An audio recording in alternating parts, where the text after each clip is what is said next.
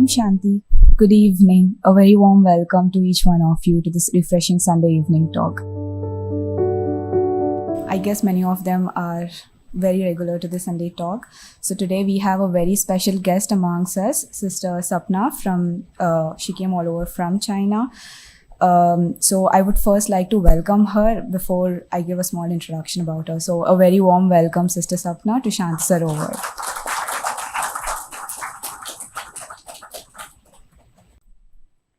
Meanwhile, I can give a very brief introduction about her.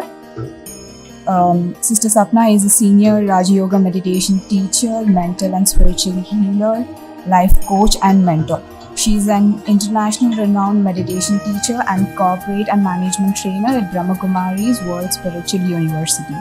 She is also a qualified chartered accountant by profession, and she has dedicated her entire life to the spiritual service of mankind 25 years back. She also served a very key role in self-management training programs, and from past 10 years she has been serving in different cities of China. She also has conducted various audio-visual management workshops pertaining to stress management, mind management, anger management, science of meditation, etc. in corporate houses, national and international institutions and companies. So to discuss one of that such interesting topic, today she is here with us, and the topic, I guess many of them know, that is moving from fear to love. Today, how many of them has experienced some kind of fear during the day? It could be anything, fear relating to future, kids, family, etc. So today we are going to have some kind of topic discussion related to the same thing as to how exactly it is going to benefit us to shift our conscious from fear to love, so that at the end we are aiming for a happy and a peaceful life, right? So yeah, welcome sister once again, over to you. Thank you.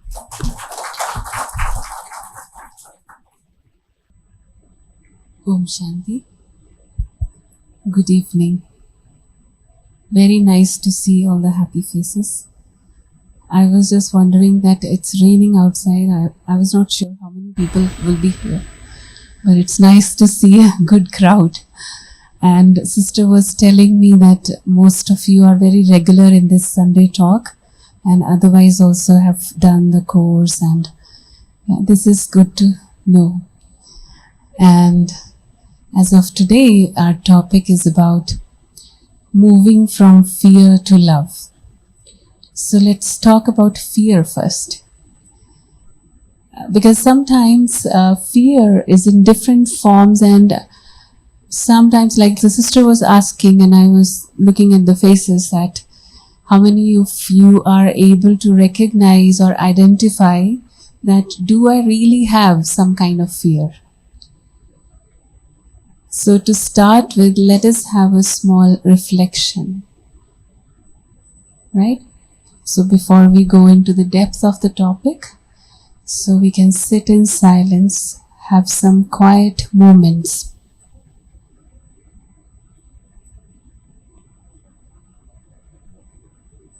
If you want to close your eyes, also fine. Put aside the things you're holding and just be with yourself for a while.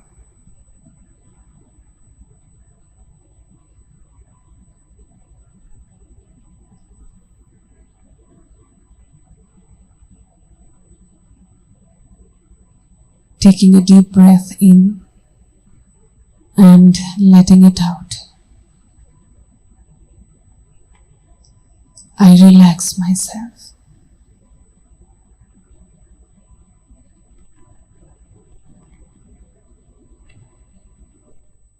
Bringing my attention from the outside world towards my inner world.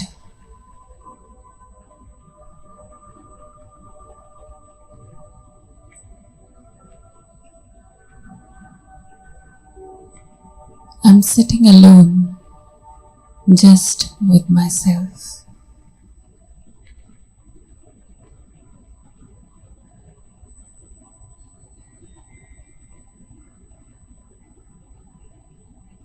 I observe my thoughts,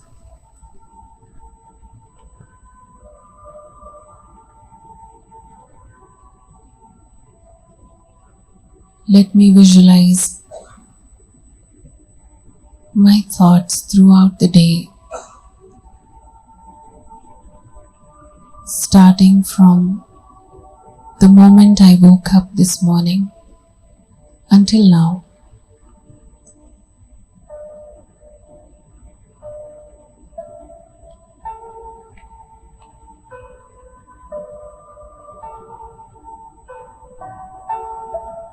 So many different scenes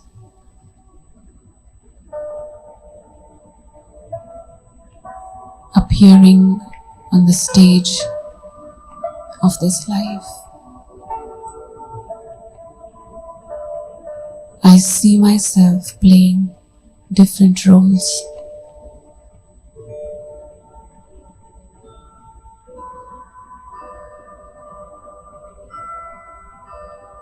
Now, in this quiet moment, let me ask myself,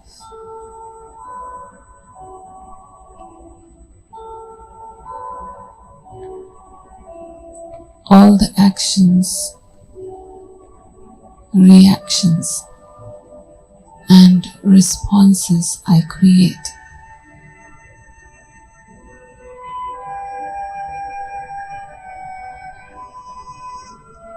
what is the driving force behind that?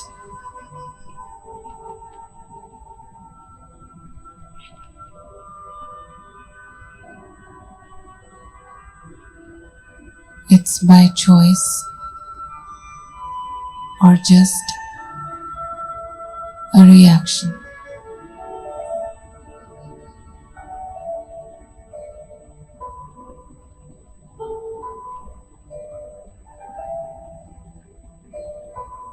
Things happened during the day, some pleasant, some unpleasant.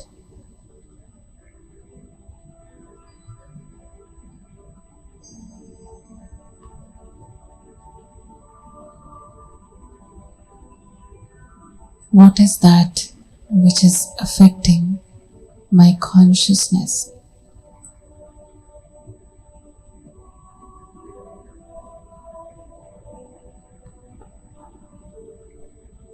Am I always happy and peaceful?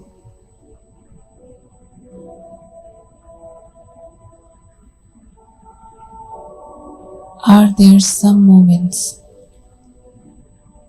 some events taking away my peace?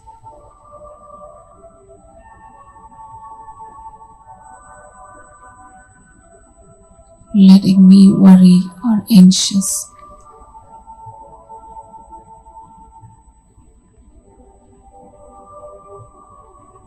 Just observe.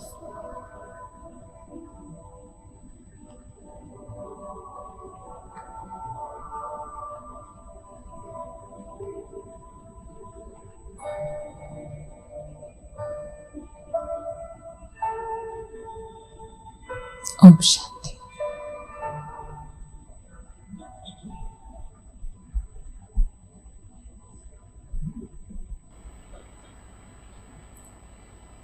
I'm sure we were able to reflect upon the whole day, and not only this day today, but also every day. There is something which is always behind my actions, my thoughts, my responses in different situations. And when I say fear, fear is not only always about being scared of something, but it could be in the form of worries. Because when it is fear of future, something related to future, it becomes worry. Sometimes being anxious is also another form of worrying. And sometimes, wonderfully, how we define love. It's very amazing, because I would say love is something which is a basic need of the human soul. And love, this word, is the most misinterpreted misused word in the present time. Sometimes people would say, I am worried about you because I love you. Have we heard this phrase? Or we have used this also? Yes, I'm worried about you because I love you. Is that right? Spiritually, if I have love, there is no space for worry. If I have love in my heart, there is no space for fear. So I am scared, I'm scared about my child, I'm worried about my child because of love. So I need to recheck, reconfirm, is it really love or is something else? What would you say?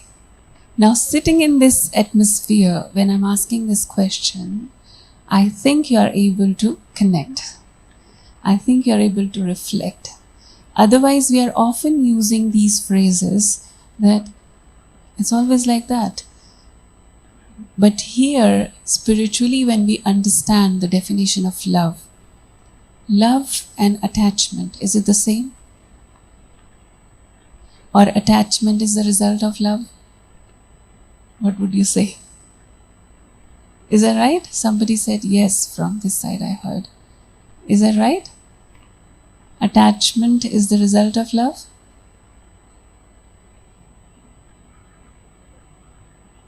Okay, depends. Depends on what?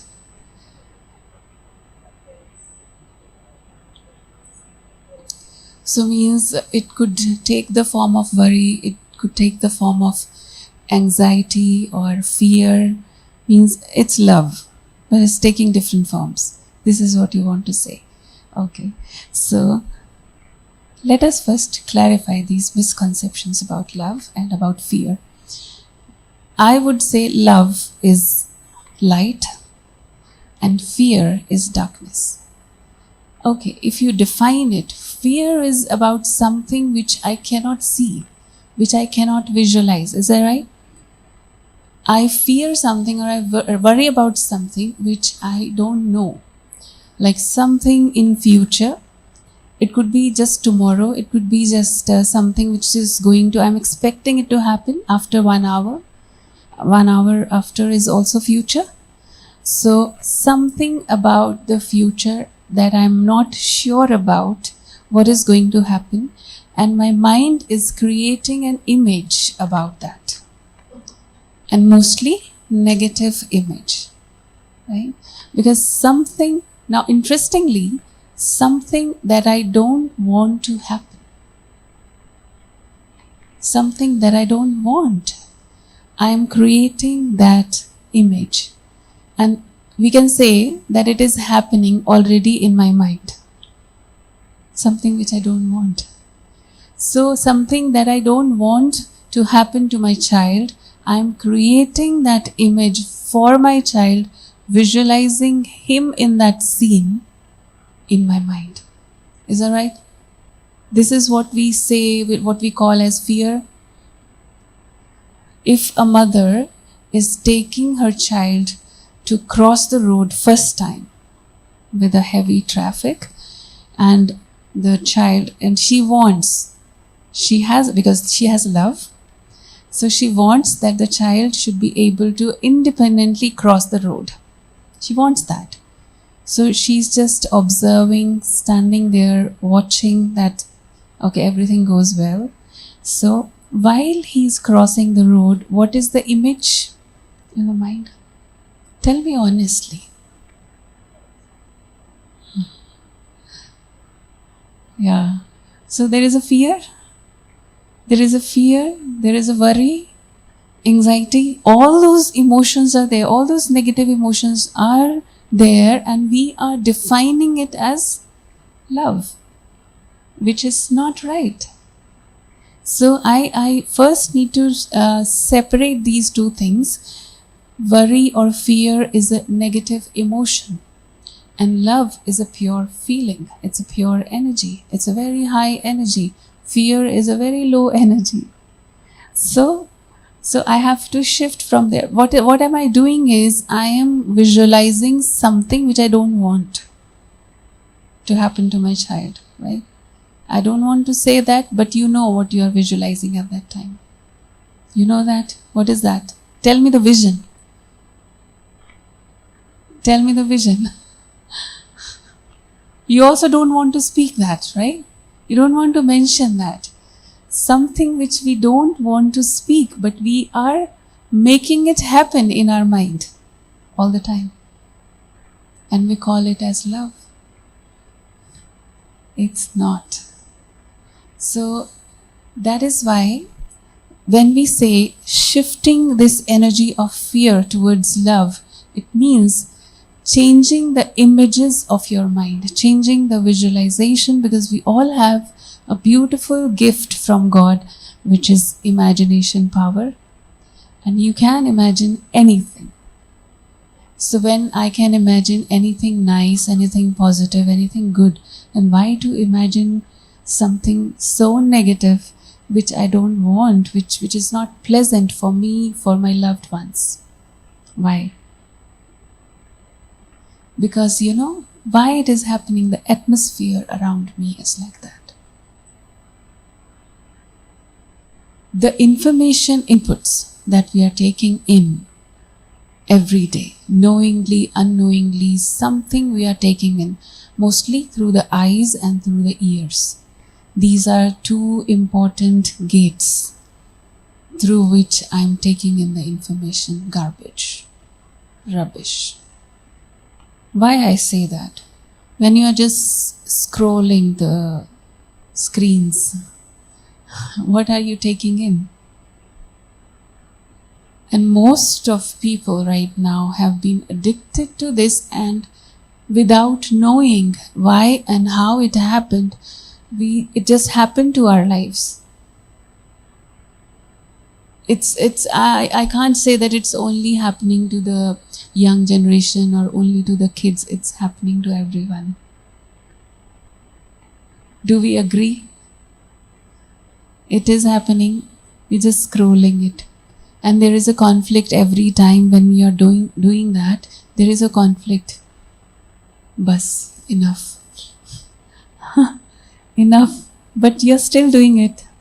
You understand the kind of addiction it is creating inside, and the information input that we are getting through those screens is, we have no control, we have no choice over it anymore. The only choice we have is stop or continue. You have no choice over the content that you are consuming. Right now, the situation is like that. Is that so? So this is the situation. So why I am specially referring to this, because the kind of informations we are receiving that is affecting our way of thinking, our way of responding, our way of creating reactions or creating our imaginations. One is a pure imagination of your own mind, and another imagination is affected by the inputs that are being given to us by somebody. So it's like somebody else is deciding my destiny. Somebody else is deciding what will I think in a particular situation. Something happening in my house, I relate it with the movie, or I relate it with the video I watched somewhere without my choice.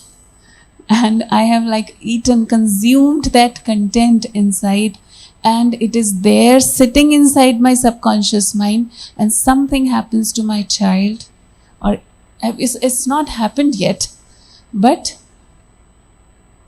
my subconscious takes the piece of information from there, the visions and the images that I have consumed, and I create an image for my loved ones, and then I call it love, concern.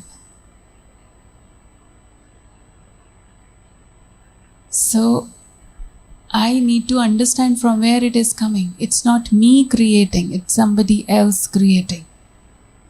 And I need to take hold of my thoughts, my feelings. First thing is this, to identify that, am I the creator really? Am I the creator of my thoughts, or somebody else is forcing me to think in that way. Does it make sense what I'm saying? Am I clear? So, because this is very important, that eyes and ears, through these two gates, what kind of input I'm receiving. So, as the company, so the person. We say that jaisa sang, vaisa rang. So, as the company, so the person, so the color. So, it's not only for the kids. I think they are also learning this subject there in another classroom. The kids, and we are also learning the same thing, because it's important for everybody. It's important for us. It's not that we are grown-ups, we are adults, and it doesn't matter anymore. We can watch anything, we can listen to anything, we can just take in anything. It's not right.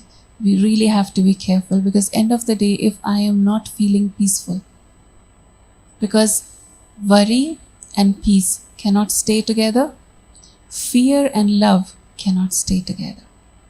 I have to choose. What do I want in my life? What do I really want? A life full of...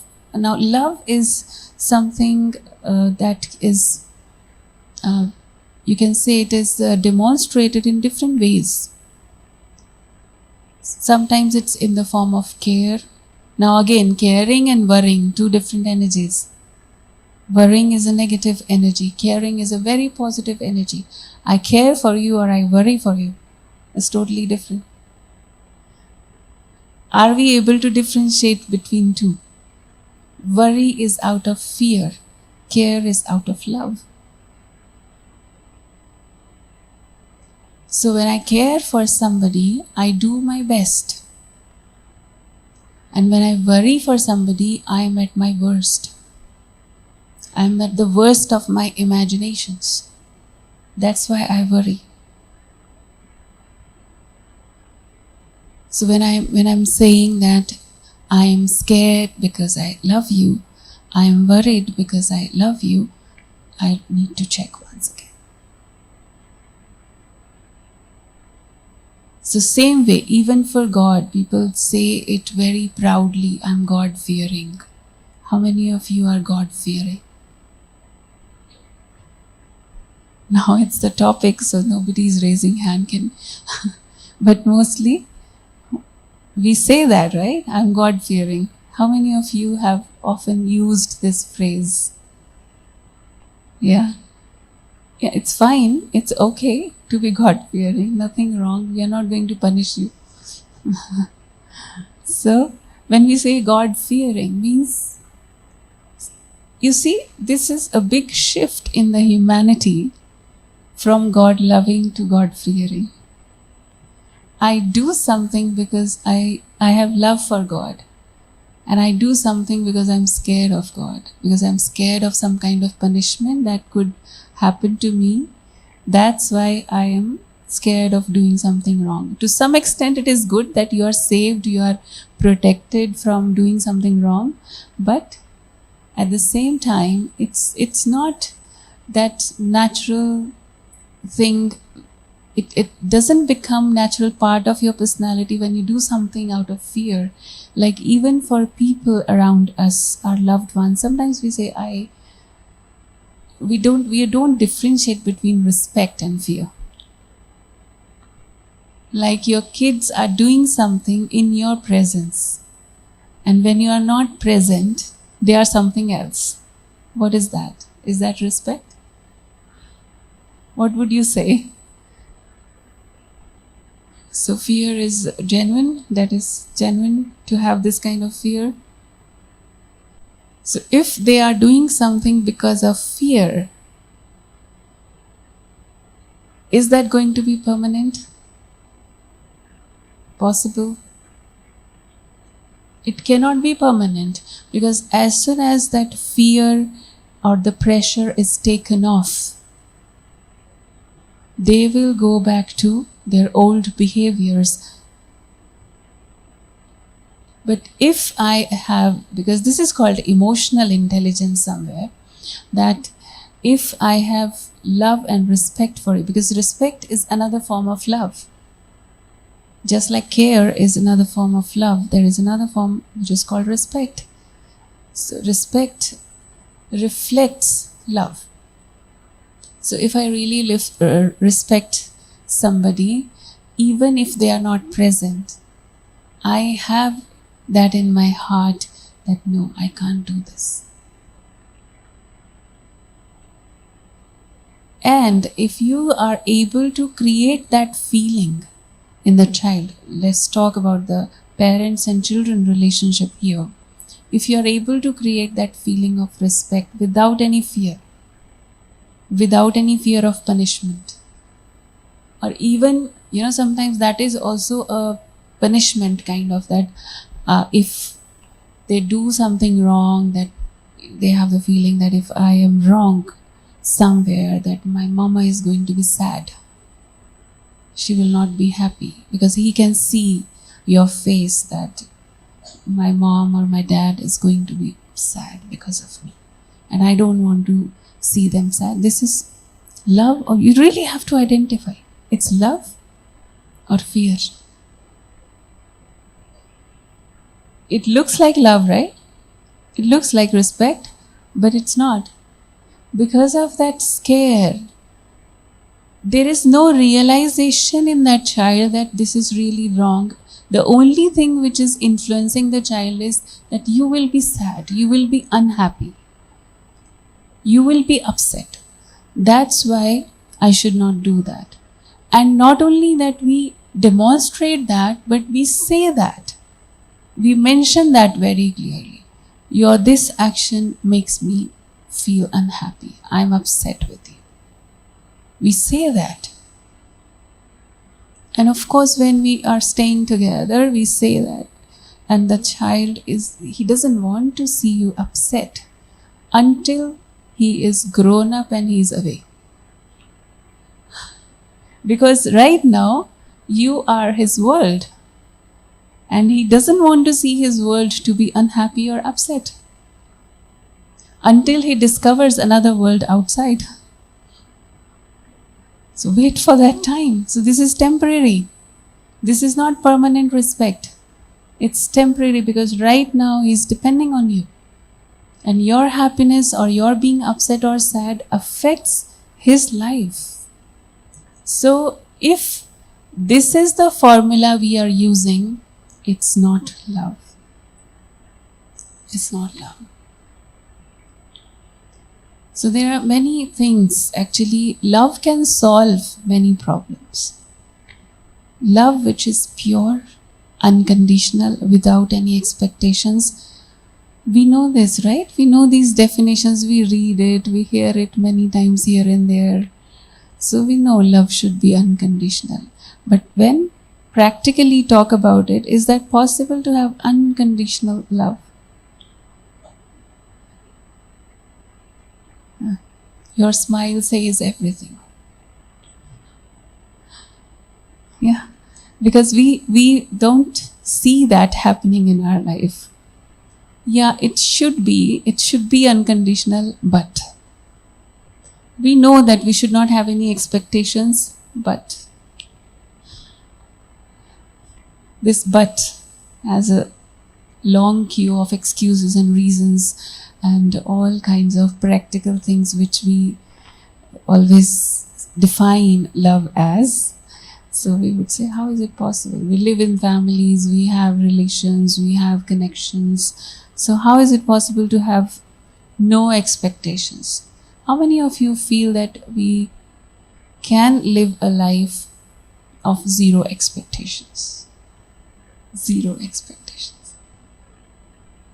At least from our side, we don't expect anything from not from outsiders, from our loved ones. No expectation. Is that possible? No, for you. Answer me about you.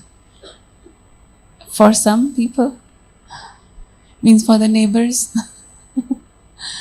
I'm talking about your own family members, your near and dear ones. Is that possible? Yes? No? Not possible or difficult? If you say that it's possible, but it's very hard, it's very difficult, or you're saying it's impossible, means if you are saying, you mean to say that if I'm saying it might be possible, but not for us.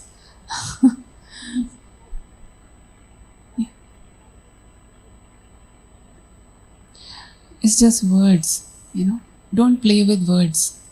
Sometimes we cheat ourselves, we deceive ourselves by just using a different term. We really need to check. We need to check when we are saying hope. Is there any expectation behind that hope? I hope that you become something. Huh? So there is expectation. When there is expectation, with that hope attached is my happiness. Because if you fulfill my hopes, then I will be more happy. Which means it's expectation. It's not hope. I hope the best for you, but I don't expect any returns for myself. I don't attach my happiness with that hope. I hope that you grow. I have good wishes for you. I hope the best, even if when you are at your lowest, I hope the highest for you. So it's like a blessing I'm giving to the other person when I am hoping. Hope is such a positive thing. Hope is something when you cannot see any ray of hope, any ray of light, but you have the faith that everything will be fine. Sooner or later, these clouds will go away. So that is the hope.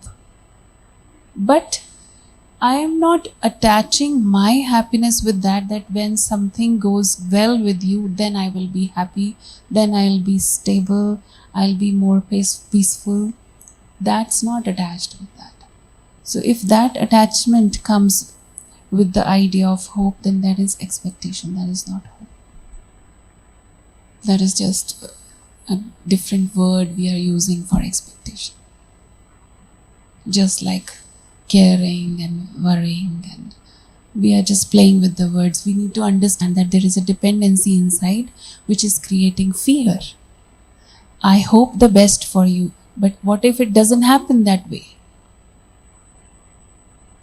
Then what? Of course, we will hope best for our children, for our loved ones. We hope the best. We visualize, we imagine the best. When we talk about positive thinking, often people would say, okay, visualize the positive thing. But I would say one thing, that there are certain factors, those are not in your control. You can visualize good, you can actually imagine good to happen to your loved ones, but it's not always that something which you imagine or you expect to happen, it's going to happen the same way. It's not necessary. So being ready, being prepared for the worst is the best part of positive thinking. That even in the worst situation, I am not going to lose my happiness or peace of mind. Is that possible? That is in my control. Happenings outside, not in my control. My effort, in my control. Situation, not in my control. If my happiness is depending on the situation or some event, then I am at risk. Then I'm always living in fear. Then I'm sitting on a chair with 4 legs, but one is shaking. Imagine the chair you're sitting on, one or 2 legs are shaking. Can you sit stable? Not possible. This is what is happening with expectations. So I am independent of the events, I'm independent of the situations, of whatever is going to happen. I'm ready to face it. So when I have that strength, I have no fear. Just imagine that no matter what, I'm not going to lose my peace of mind. First thing. Love is secondary. Because if I'm stable, I'm peaceful, then I'm able to deal positively with others. Otherwise, we are irritated, we are angry, we are upset, and then even your most loved one comes in front of you. How do you react in front of them? Then we use another phrase. I'm angry because I love you. Because you get angry only with your loved ones, right? That is a justification we give. Just imagine, to the closest thing to your heart, you are shouting like anything. Sometimes you are using such abusive language because you love them. Because you love them, that's why they deserve this from you. Is that right? So you are also living in fear, and the other person is always living in fear that don't know what is going to be your mood today. So they have to first check. Knock, knock, everything is fine. Then continue. So just this is happening, is practical. And this is a great justification we all give that, I only have right over you. I can say anything to you because I love you. What an explanation. We are deceiving ourselves and we are deceiving others. We are creating fears in relationships.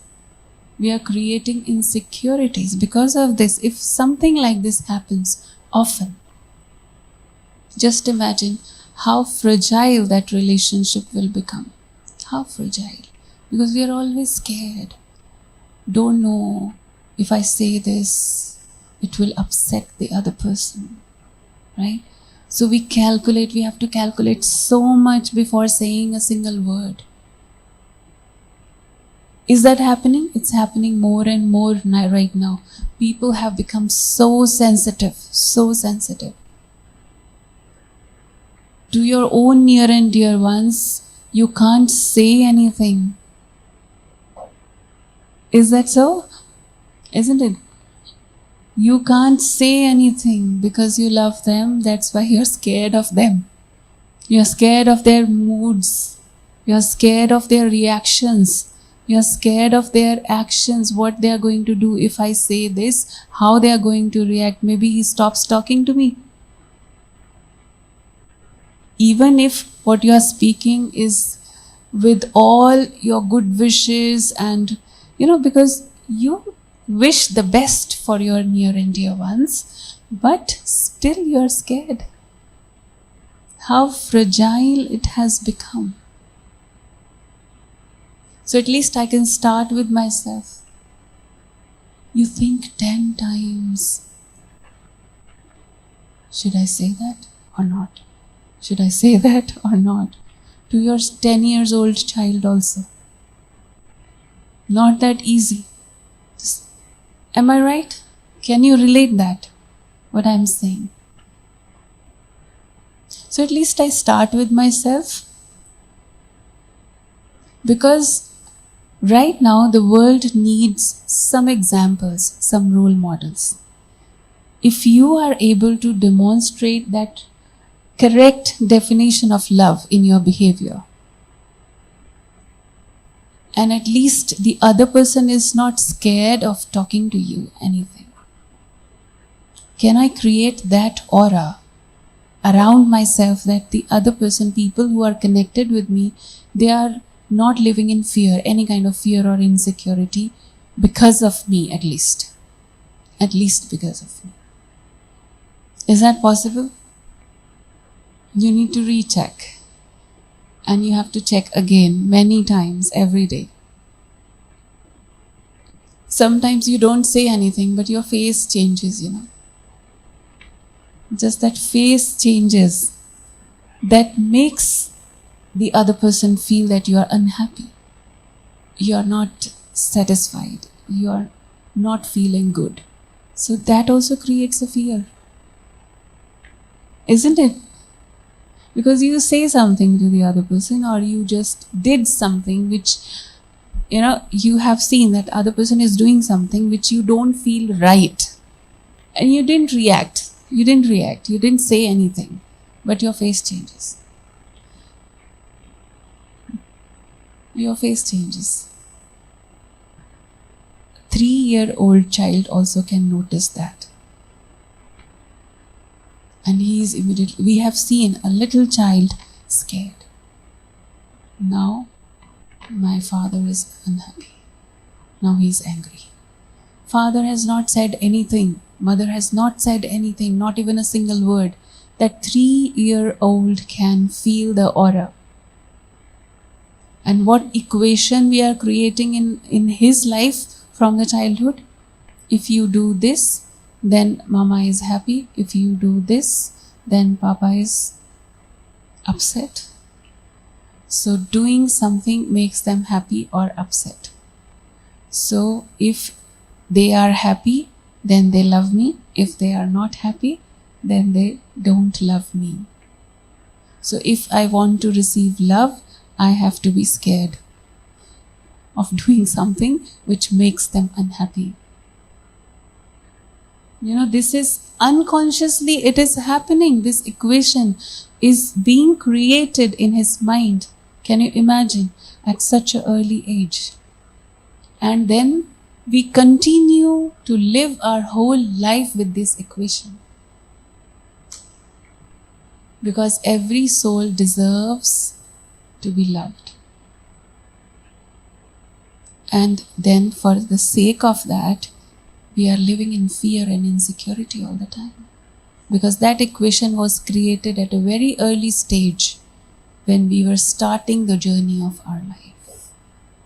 And we carry that with us, not only in this life, but in the next lives to come. Until we leave, we carry that energy with us. We carry that equation with us. So let us at least change that equation in myself from today. Start with that unconditional love which we receive from the ocean of love, God. We call him ocean of love, Pyar Ka Sagar.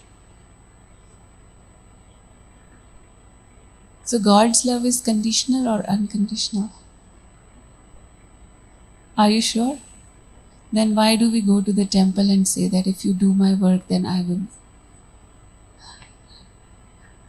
subject to some conditions, you will go to the temple. So, he is unconditional, he is giving me unconditionally, but I will go to the temple also subject to my conditions. If you fulfill that, then I will come. Then I will come every week. Where did I learn that from? He must be laughing, smiling. What else he can say?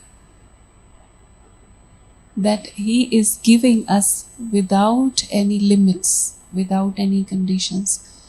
But we are so much conditioned here that for everything we have give and take. If you give me, I will give you. This is the equations. These are the formulas of our life. If you give me time, I give you time. If you give me anything, for anything, we have give and take. If you don't fulfill my expectations, then I also don't have time for you. That's it. This is the life we are creating. So let's first create a beautiful connection with that energy, which is the Supreme One, unlimited, unconditional, always accepting us as we are. Like we go in front of him, he's ready to accept us. Do you ever feel that? Have you ever felt that? That when there is nothing else working, at least then we go and we take the support of that one. Have you ever felt that? That there is someone who is always accepting me as I am. And I tell you one secret. If you practice this every day, why we in meditation, what we are doing? We are creating a beautiful connection, relation with the Supreme, with the ocean of love. Because where do I connect, I also become like that. When my connection, because what we believe is that if this whole human world, it's like a human tree, all of us are in the branches and leaves of the tree, then God is the seed of that tree.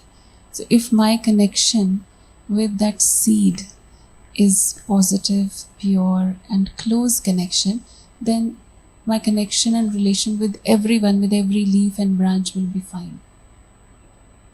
And there is a psychology behind that also. There is a spiritual law and also psychology. Because when it's like, when you get a good atmosphere in your family, we have seen the kids who have a very loving atmosphere in their family, when they go out in the world, they demonstrate those values wherever they go. Is that right? So same way, if I'm connected with that spiritual father every day, I have the feeling that I belong to this spiritual family, this spiritual connection is always there, and I feel that love. I allow God Father to love me. Because we don't have time. We are so busy. So sit for some time, allow Him to love you. So allow Him to nourish your soul. So when you get that nourishment, then wherever you go, whoever you meet, whoever you connect with, you will bring the same energy everywhere. And the second thing is, you have a sense of security. I'm safe. I'm safe and secure under that supreme energy, supreme canopy. So I don't actually need anything from anybody else. If even only for one day, if you can live a life like this, I'm giving you this challenge or homework, whatever you call it, that even one day, 24 hours, if you can live a life in which you don't need anything from anybody.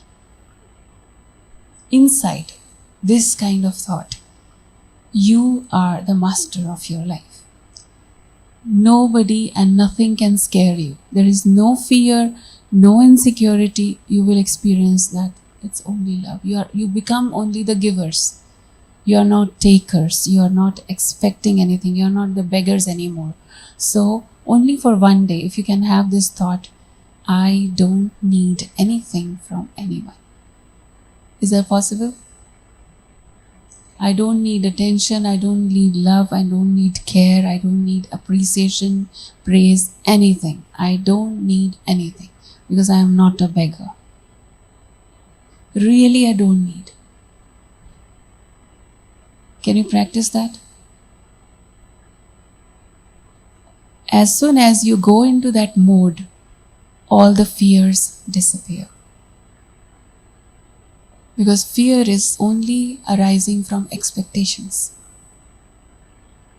A fear that my expectation, my desire, or what I want is not going to be fulfilled. That is the fear. But I have no need for anything. Does it sound practical?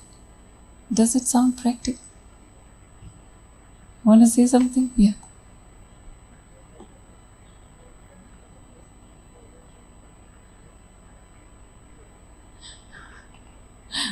Good question. So at least 24 hours. If somebody is going to jump out of 27th floor of the building, of course I will stop that person. I will not allow them to just do it. Something like that. But it's like I am playing my role. I'm not expecting anything. It's a subtle thing that I don't attach my happiness or my feelings with that event. My feelings are not connected with that event or that person. I am playing my role. I play to the best of my capacity.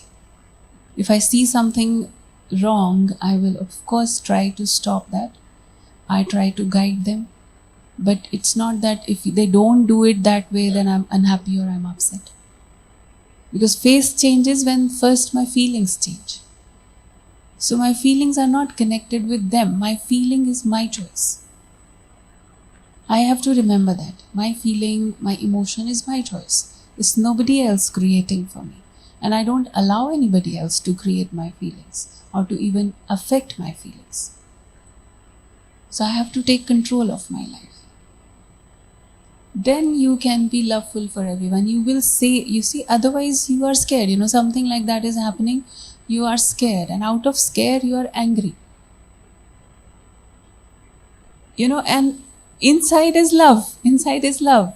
But the expression is anger, irritation, frustration. And it just spoils everything. But if you are able to separate that my feeling is my choice, this incident is happening, event is happening there. First thing, I take control of myself, then I try to control something else outside.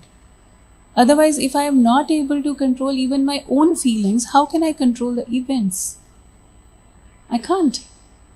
So you will be more stable. With more stability and peace, you will handle everything outside without getting anxious or upset. You see people, something little happens and they are so anxious, running around and, it's like so upset.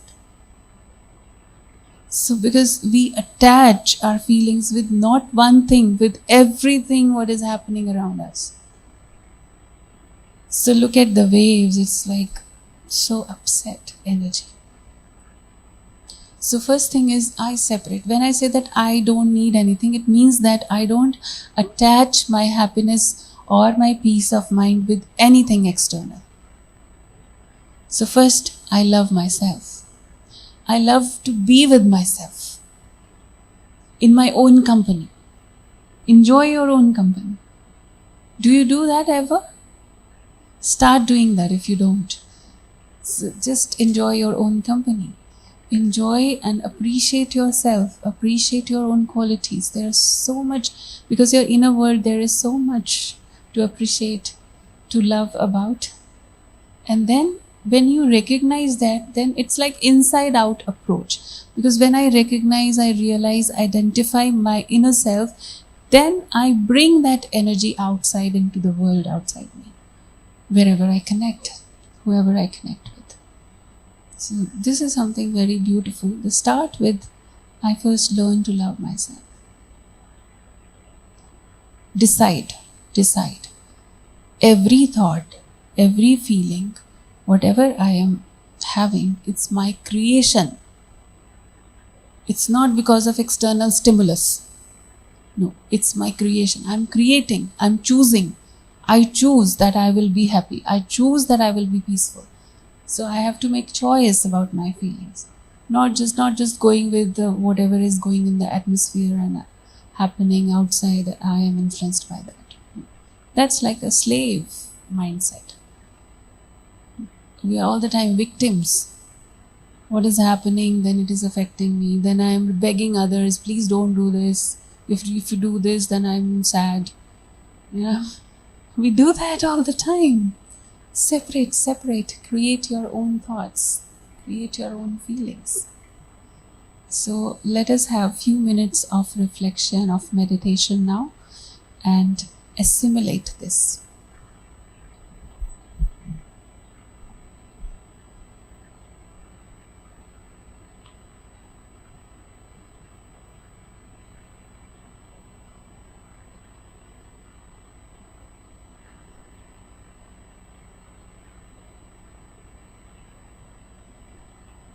Om Shanti.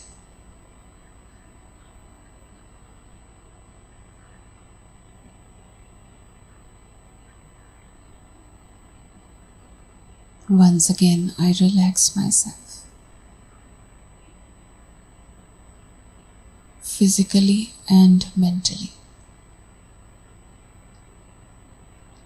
Taking a deep breath in and letting it out. I relax my body first.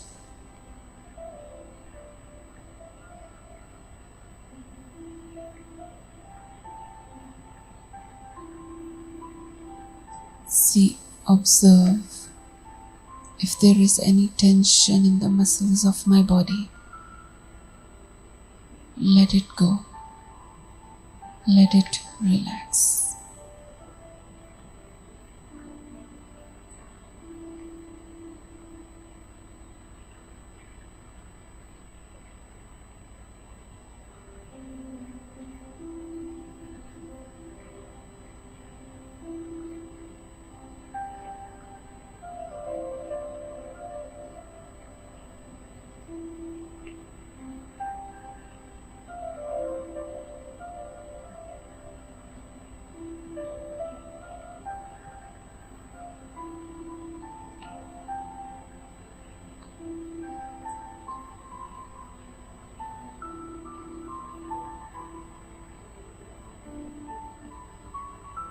I reflect upon my life. As I go within, I talk to myself.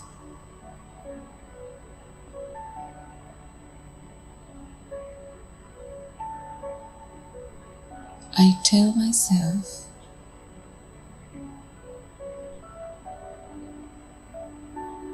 from now, from this very moment, I realize deeply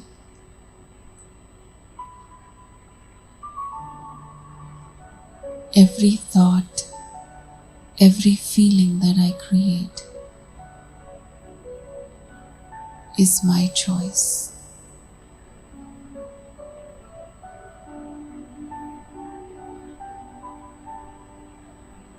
And I choose the best for myself.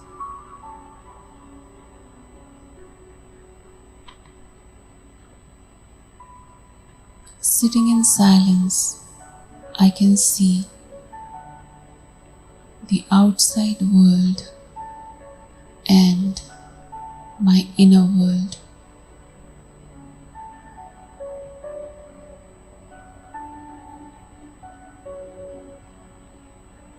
I know there is so much happening in the world outside.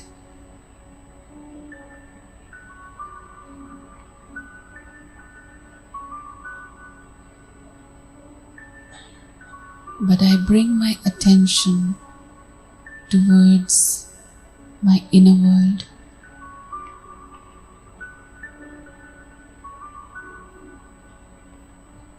I know, I realize my inner world is my creation.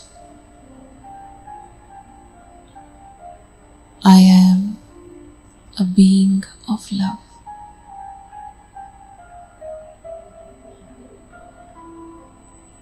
I'm a being of pure energy.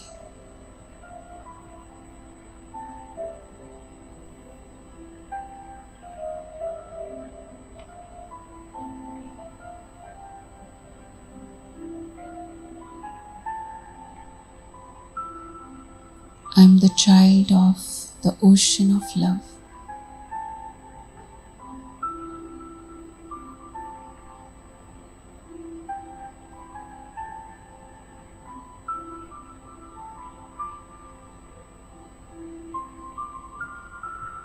I see myself as a shining star in the center of my forehead.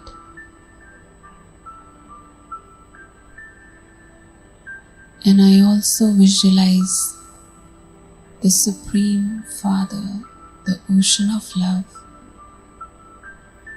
up there in the skies. The brightest star.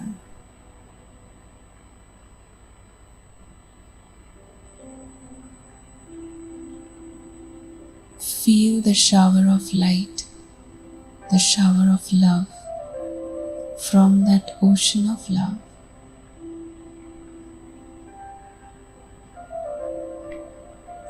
Sitting under this shower of light,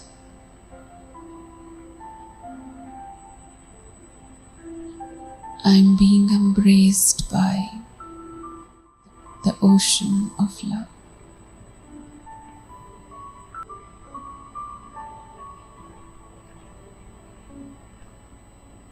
fill your heart with this pure positive energy.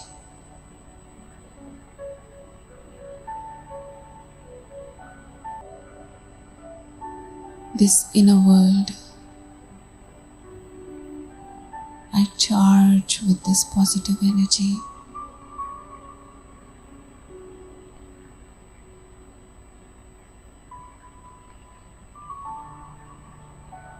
No matter what is happening in the outer world, I am safe, protected under this canopy of light. I am protected from any negativity. I don't expect anything from anyone outside.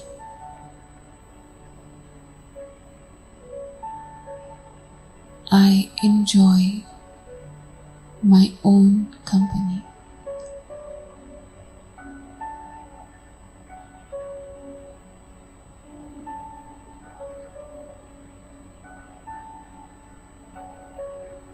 I realize the purity and sweetness within.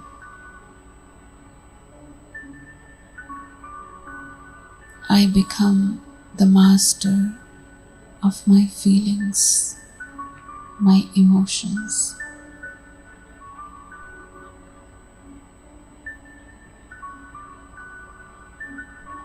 Nothing of this outside world can bother me anymore.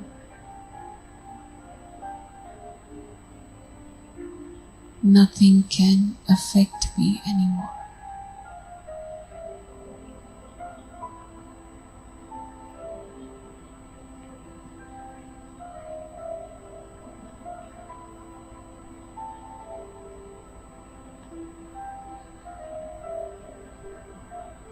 Om Shanti.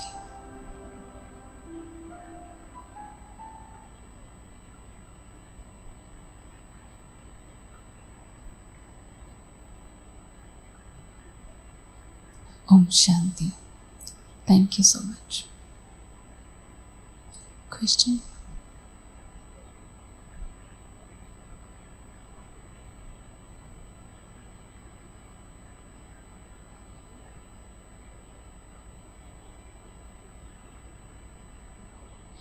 Like when we are expecting so much from ourselves. Yeah, that is also a good question, because sometimes two things in this. One is that you are very sincere. When you are very sincere, you have high expectations from yourself, and that sometimes results in regrets, guilt, frustration, because when I'm not able to fulfill, I'm not like up to those expectations, then I feel sad about myself and it upsets me, and nobody knows what is going on inside. So sometimes because of that, there is a reaction outside which nobody can understand why is it happening. So it's affecting. So that is why first thing is that every day, not expect, I accept myself as I am, as of today, as of now. This is my present reality. So I should accept it. Maybe my aims, my expectations from myself are very high. That's okay to have higher goals. But until I achieve it, this is my present reality. I should accept it. So that's why every day sitting with myself, spending some time with myself is very important. Because if I'm not happy with myself, I'm frustrated, then I cannot give my best to others also, to my work, my profession, wherever. So first thing is I need to be happy with myself. And it's okay to be imperfect. It's okay to make mistakes sometimes, as long as I realize my mistake and I don't repeat it again. When we say it's okay to make mistake, it doesn't mean that I keep making the same mistake over and over again. Not that. But at least, okay, I appreciate myself that I realized, at least I knew that I realized it and I'm not going to repeat it again. Finish. Don't carry that negative feeling or any kind of guilt for yourself inside. That's not a good energy, because it will affect everywhere, because it's me who is connecting everywhere. If I am not happy with myself, how will I be connecting with others peacefully, positively? So loving yourself means it's just like when you talk to your child, same way talk to yourself. Forgive, it's okay, no problem. Next time, better. Yeah. Anything else? You got your answer? Okay. Yeah.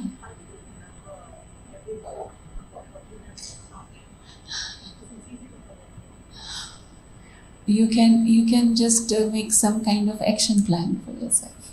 Just take a few points and work on that. You don't need to remember the whole lecture. Just assimilate that. Main thing is that loving yourself, loving without expectation, loving others also without any expectation. I give my best, I do my best, and feelings my choice. Stop and check, and do it over and over again. Stop yourself, check what's going on inside. It's very important to stop and check, because we are just, running, rushing. We don't have time to stop. There is no red light here. So use some kind of red light. We call it as traffic control. What we use here, I think many of you know that. So this is a way to stop yourself. So we can use those techniques. You can use a phone reminder. You can use some kind of anything, alarm or something, that okay, when the alarm rings, use a nice music which you like. So that you enjoy that moment also, 1 or 2 minutes of silence. Few times, 5-6 times in a day, if you can do that, that will help a lot.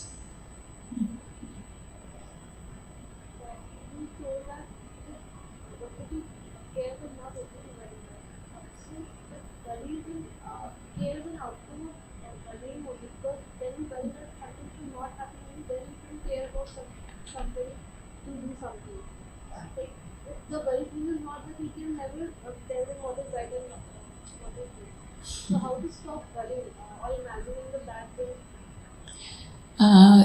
On this point, I a little bit disagree with you, because caring is not the result of worrying. If we tell somebody not to smoke, let's say, then we know the side Because we know the side effects, we know it's written on the packet also.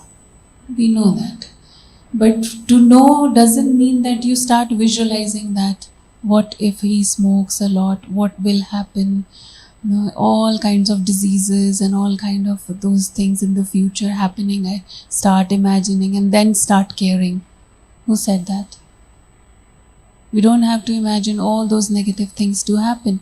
We know it. It's okay. Enough. Good enough to know. And we know that, okay, we tell them, and they also know actually. You know what you are repeating, it's nothing new for them. They know it already. So it's what is happening usually in these kind of situations. For 10 years, for 5 years, you have been repeating the same thing. They are doing the same thing. It's not working. So that means you have to change the formula. You have to change the way, because this old formula is not working. And already that is a negative thing. If you said about smoking or something, it's already negative. Then adding on worry into that, it's making it worse. You first relax, because you can't control everything, but you can help, you can guide. And a very important thing which is not visible, sometimes the things that are subtle are more powerful. Your thoughts are more powerful. First thing is, I take care of myself. I take care of my thoughts. I'm peaceful, I'm stable, I create good wishes for the other person, it reaches. Instead of creating worry, because when I create worry, I'm creating a negative image about that person also, that person's future. Don't know what will happen to them. don't know what will happen to their health. So that kind of imagination is negative. But instead of that, I care first for myself, I'm positive.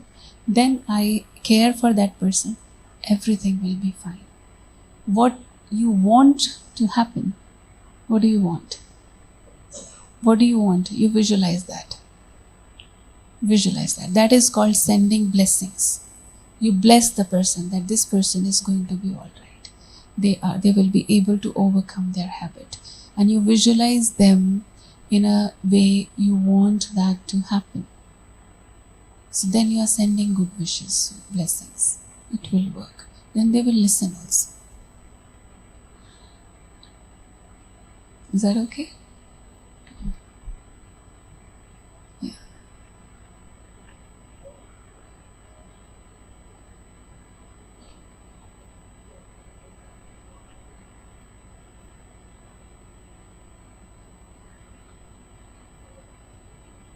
That's why for this traffic control technique is very useful.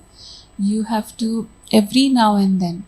You can fix your own time because everyone's timetable according to that.